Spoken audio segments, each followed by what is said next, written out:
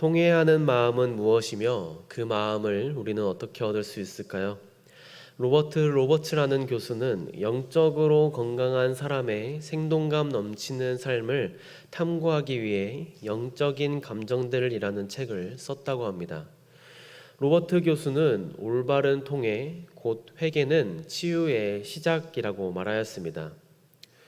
우리는 하나님의 거룩하신 선하심을 보지 못할 때 회개를 피한다고 합니다. 그러니 우리는 회개를 회복해야 합니다. 회개는 당혹스러움이나 처벌에 대한 두려움과는 다릅니다. 때로 우리는 어떤 행동을 후회합니다. 그날에 그렇게 행동하였으면 안 되었었는데, 상황이 뜻대로 풀리지 않고 피해가 찾아왔을 때 우리는 후회를 합니다. 하지만 회개는 상황에 관한 문제가 아니라 나 자신에 관한 문제입니다. 회개는 심지어 죄책감과도 다릅니다. 죄책감을 느끼지만 상황을 바로잡으려는 노력을 하지 않을 수 있습니다. 나로 인해 다른 사람이 피해를 봤다면 그 다음부턴 안 그러면 되겠지 하면서 우리는 상황을 넘길 수 있습니다. 그러나 회개하는 사람은 자신의 마음뿐만 아니라 하나님의 선하심을 분명하게 바라봅니다. 나로 인해 다른 사람이 피해를 본 것이 때론 나 스스로 피해가 닥쳐왔을 때, 또한 하나님의 선하심을 바라보지 못할 때에 그때야 비로소 사람은 회개를 합니다. 자신의 현재 모습과 미래에 나아질 모습을 함께 바라보아야 합니다. 지금 나는 자녀들에게 상처를 줄 수도 있고, 배우자 몰래 바람을 피울 수도 있고, 친한 친구를 속일 수도 있는 사람이란 것을 인정해야 한다는 것입니다. 우리가 죄를 짓는 궁극적인 대상인 하나님의 선하심과 위대하심을 바라봐야 합니다. 이 소망이 회개와 흔한 죄책감의 차이인 것입니다. 이것이 회개 없이는 치유 과정이 시작될 수 없는 이유이기도 합니다. 우리는 누가복음에 있는 탕자 이야기를 잘 알고 있습니다.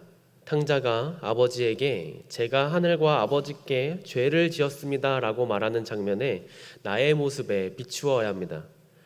탕자는 저는 아버지의 아들이라 불릴 자격이라 없습니다. 저를 그냥 종으로 써주세요 라고 하는 이 탕자의 고백을 나의 모습에 바라봐야 합니다. 아들에게 회개하는 마음이라는 선물을 준 것은 바로 아버지의 사랑이었습니다. 오직 회개하는 마음만이 나의 신발과 좋은 옷, 또한 반지와 살찐 송아지를 겸손하게 받을 수 있습니다. 회개는 우리를 겸손하게 하고 사랑은 우리를 높여줍니다. 많은 사람이 용서하기 가장 힘들어하는 사람은 바로 자기 자신이라고도 합니다. 자신의 행위를 정당화하고 거짓말하고 숨습니다. 벌을 받고 손가락질 당할까 우리는 늘 두려워합니다. 그러나 이 모든 행위 중에 회개는 없다는 것을 우리는 알아야 합니다. 그러나 회개하는 마음으로 이끌고 있는 것은 위를 향한 아버지의 사랑이 있기 때문에 우리는 회개함으로 나아갈 수 있습니다. 자기 잘못을 바로잡는 것은 뭔가 망가진 것을 회복하려는 노력이 담겨져 있습니다. 잘못을 바로잡는 것은 상대방에게 준 피해를 복구하려고 노력한다는 것입니다. 우리는 다른 사람들에게 정서적으로, 육체적으로, 재정적으로, 사회적으로, 또한 영적으로 피해를 입힐 수 있습니다. 본의 아니게 피해를 입힐 때도 있고 때론 일부러 그럴 때도 있습니다. 일부러 피해를 주고 나서 실수한 척하면 그 당사자에게 더 큰 상처를 주는 꼴입니다. 이처럼 자기 잘못을 바로잡는 일은 더 힘든 일입니다. 탕자의 이야기에서 탕자는 아직 먼 나라에 있을 때 아버지에게 할 말을 충분히 고민했다는 것입니다. 누가복음 15장 18절 말씀 우리 함께 읽어보도록 하겠습니다. 시작. 내가 일어나 아버지께 가서 이르기를 아버지 내가 하늘과 아버지께 죄를 지었사오니 지금부터는 그 다음이요. 19절 말씀 제가 읽도록 하겠습니다. 지금부터는 아버지의 아들이라 일컬음을 감당하지 못하겠나이다. 나를 품꾼의 하나로 보소서 하리라 하고, 이처럼 우선 나의 삶을 찬찬히 돌아보니 탕자는 아버지께 잘못했다는 것을 알았다는 것입니다. 제 잘못을 바로잡고 싶어요 라고 간단히 말할 수 있을 것입니다. 그 다음엔 어떻게 잘못을 바로잡을지 말해야 합니다. 상대방이 내 말을 들어준다면 용서받을 기회가 있다는 것입니다. 하지만 그렇지 않을 수도 있고 시간이 필요할 수도 있습니다. 그러나 이것도 먼저는 상대방과 대화한다는 것입니다. 상대방과 대화가 필요합니다. 갈등이 최고조에 달했을 때는 특히 대화가 더 필요합니다. 감정이 격한 상태에서 말하지 말고 열린 태도로 상대방과의 대화를 나누고 또 상대방의 말을 경청해야 합니다. 그리고 기억해내야 합니다. 관계를 회복하려면 남에게 잘못한 일이 있을 때 그 일을 그 사람의 관점을 통해서 바라보려고 의식적으로 노력해야 합니다. 분노로 일그러진 내 얼굴을 본 자녀의 기분은 어땠을까? 동료의 아이디어를 훔치고 상사의 칭찬을 들었을 때 그 동료의 기분은 어땠을까? 내가 다른 여자와 즐겁게 대화하는 모습을 본 아내의 기분은 어땠을까? 우리의 기억은 그런 기억에 저항하고 있습니다. 잘못을 분명히 기억하되 복수하기 위해서가 아니라 온전히 용서하기 위해서 기억해야 합니다. 분노는 우리의 기억을 왜곡한다는 사실을 기억해야 합니다. 그러니 우리는 마음을 열고 질문을 던지고 분노를 호기심으로 바꿔야 합니다. 그 다음으로는 사과를 해야 합니다. 예의 바른 사과는 사회를 매끄럽게 돌아가게 만드는 기름칠이기도 합니다. 자기 잘못을 바로잡으려면 사과를 분명히 해야 합니다. 내가 해를 끼친 사람에게 찾아가야 합니다. 가서 내 잘못을 정확히 말해야 합니다. 또한 책임을 인정해야 합니다. 의도가 나빴다고 인정해야 합니다. 진정한 사과는 잘못을 그냥 인정하는 것입니다. 사과한 후에는 어떤 노력을 더 해야 할지 고민해야 합니다. 우리에게 가장 익숙한 기도인 주기도문에 이런 구절이 있습니다. 마태복음 6장 12절 말씀입니다.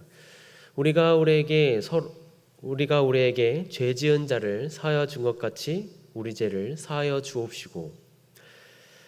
우리가 서로 용서하기를 거부한다면 우리는 더 이상 그리스도인이라고 할 수 없을 것입니다. 우리에게 용서는 자연스럽지 않기 때문에 용서에 관한 부분은 하나님께 도움을 구해야 합니다. 우리는 잘못을 바로잡는 겸손한 과정에 돌입한 것입니다. 삭개오처럼 잘못된 방식으로 취한 돈을 돌려줘야 합니다. 거짓말과 험담이 초래한 피해를 우리는 바로잡아야 합니다. 분노나 악한 말로 상처 준 것에 대해 찾아가 사과해야 합니다. 우리가 상처 준 사람들을 열심히 찾아야 한다는 말입니다. 우리는 세상 문화와 반대로 행동해야 하는 사람들입니다. 자기 자신에게 책임을 돌리는 법을 배우고 죄책감을 가져야 합니다. 회개의 놀라운 힘은 자유롭게 하는 힘을 발견할 수 있습니다. 형제끼리 싸우면 부모님은 억지로라도 둘이 손을 잡고 사과하게 만듭니다. 그러면 아이들은 이를 악물고서라도 미안해라고 말하기는 합니다. 하지만 이미 형제의 금은 갈라지고 말 것입니다. 내면에서 변화해야 외적으로 달라질 수 있기 때문입니다. 언제 형제들이 서로 화해할 수 있을까요? 동생이 게임 보스를 깨야 하는데 형이 필요할 때입니다. 형, 이것 좀 깨줘. 내 컨트롤러는 이 게임 보스를 이길 수 없을 것 같아. 형, 나 좀 도와줘. 그러면서 형제들의 금은 녹아 없어지고 다시 회복할 수 있을 것입니다. 그리고 동생이 형에게 사과하는 것입니다. 형, 아까 내가 그런 짓 해서 미안해. 형, 내가 잘못했어. 우리는 언제 간절하게 하나님 앞에 찾아갈까요? 하나님이 필요할 때입니다. 우리는 하나님이 언제 필요하신가요? 나의 삶에 어려움이 찾아올 때 나의 어려움보다 더 큰 하나님께 찾아가 하나님은 내가 겪는 문제보다 더 크신 분이라는 것을 인정하고 나아간다는 것입니다. 그리고 회개하는 것입니다. 내 능력으로 살아보려 했던 나의 교만함, 나의 이기심을 내려놓고 나의 인생의 주인이신 하나님께 통회하는 마음으로 나아간다는 것입니다. 탕자의 이야기는 단순히 한 아들의 실패와 귀환에 관한 이야기가 아닙니다. 그것은 우리 모두의 이야기인 것입니다. 우리 역시 자주 아버지 집을 떠나 자기 멋대로 살아보려 하다가 결국 공허와 실패 속에서 무너질 때가 많습니다. 하지만 탕자가 아버지를 떠났던 것보다 더 중요한 장면은 탕자가 아버지께 돌아왔다는 것입니다. 그는 통회하는 마음으로 돌아왔고 아버지는 그 마음을 멸시하지 않으셨습니다. 우리의 삶에도 매일같이 작은 돌아옴이 필요합니다. 무심코 내뱉은 말로 자녀의 마음을 닫게 했을 때, 무관심으로 배우자의 마음을 식게 했을 때, 이기심으로 인해 친구를 실망시켰을 때 우리는 탕자처럼 다시 하나님 아버지께로 돌아가야 합니다.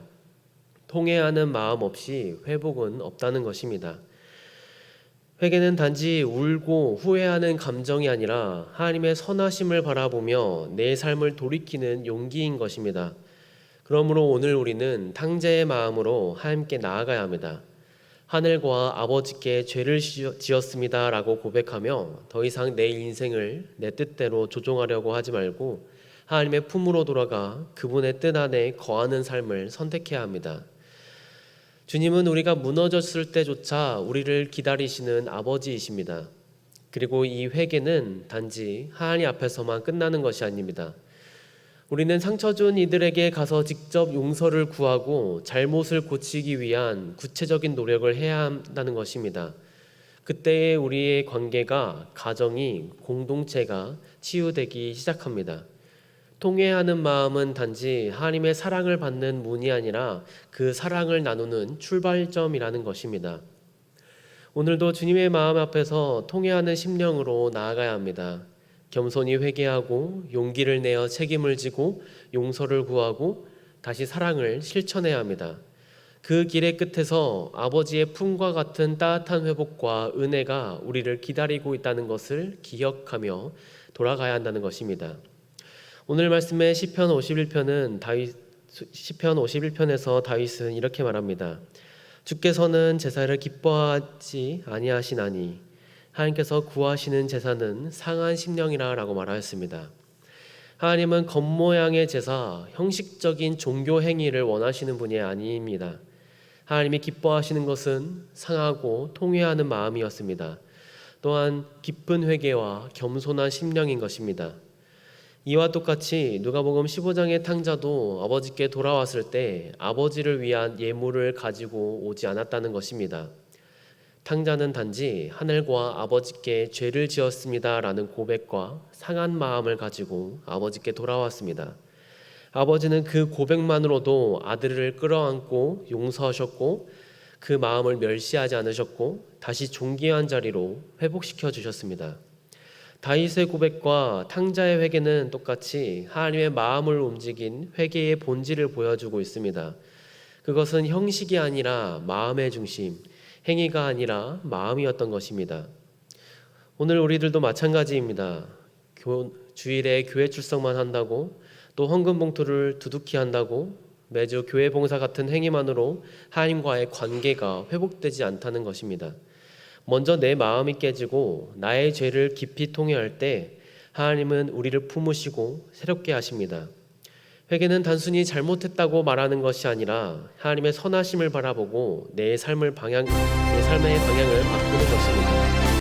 통회하는 마음으로 하나님의 사랑을 깨닫고 하나님의 은혜를 알아갈 때에 주일 날이 기다려지고 교회를 위해서 마음을 두둑히 할 수 있고 또한 교회를 위해서 내가 할 수 있는 일이 무엇일까 찾아볼 수 있고 또한 하나님과의 관계가 더더욱 날로 회복된다는 것입니다. 그리고 그 진정한 회개의 자리에서 하나님은 우리를 다시 아들과 딸로 회복시켜 준다는 사실입니다. 오늘도 하나님은 우리의 겉모습이 아닌 마음 깊은 곳의 진심을 보고 계십니다.